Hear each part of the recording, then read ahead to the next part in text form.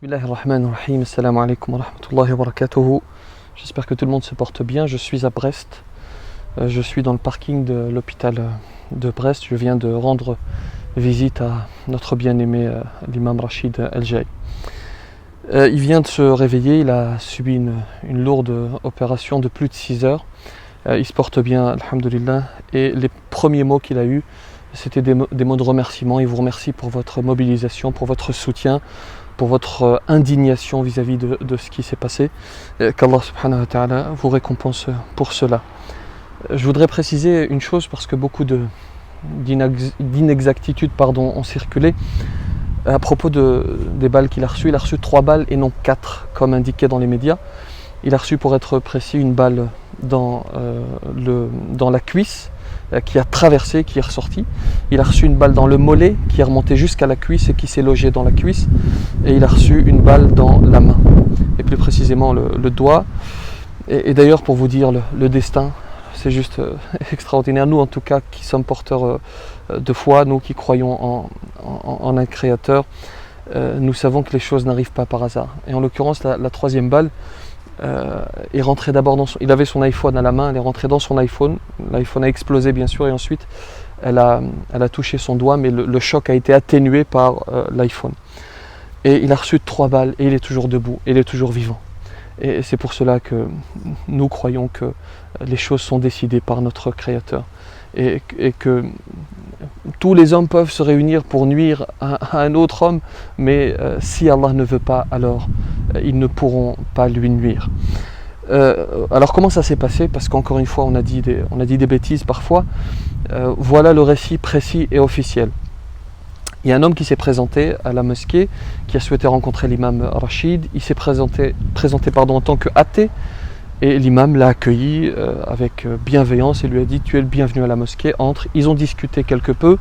Vous voyez, l'imam l'a accueilli avec amour et avec bienveillance, et cet homme est venu apporter la haine. Il l'a accueilli dans la paix, et cet homme a apporté la haine.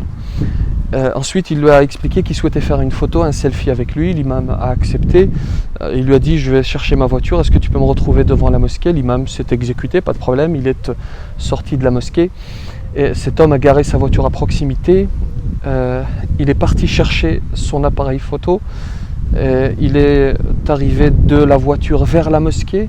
L'imam Rachid et Ousmane. Ousmane, c'est un frère, c'est celui dont on parle, c'est un fidèle, c'est un frère, c'est un ami commun, c'est un frère qui est dans l'organisation de la mosquée. Il est là pour accompagner l'imam dans tout ce qu'il entreprend. C'est vraiment un pilier dans la mosquée. Et vous allez voir qu'il a eu un comportement héroïque, cet homme. Cet homme se dirige depuis la voiture vers la mosquée.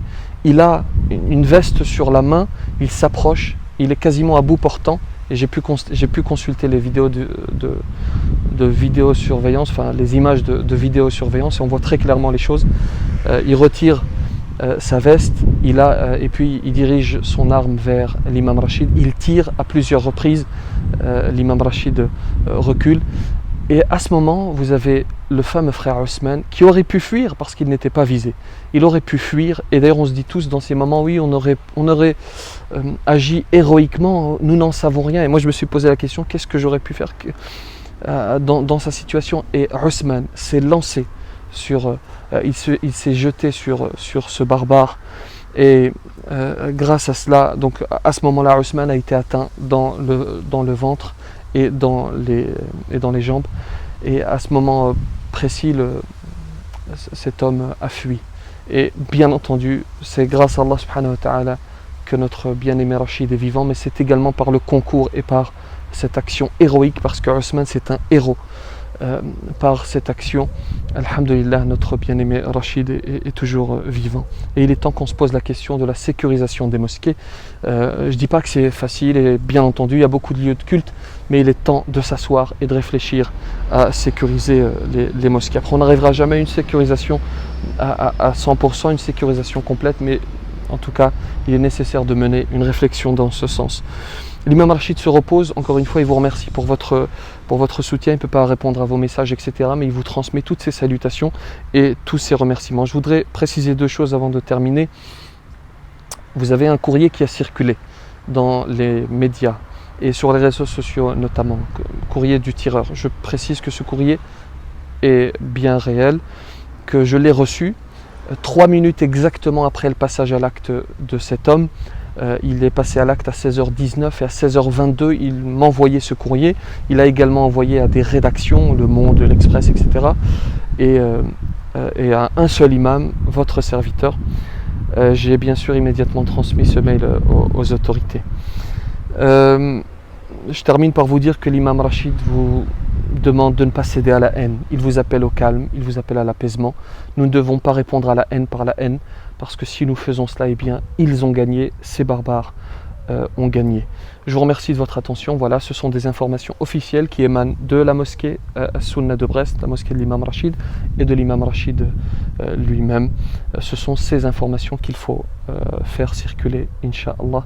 Barakallahu fikum, que la paix soit sur vous.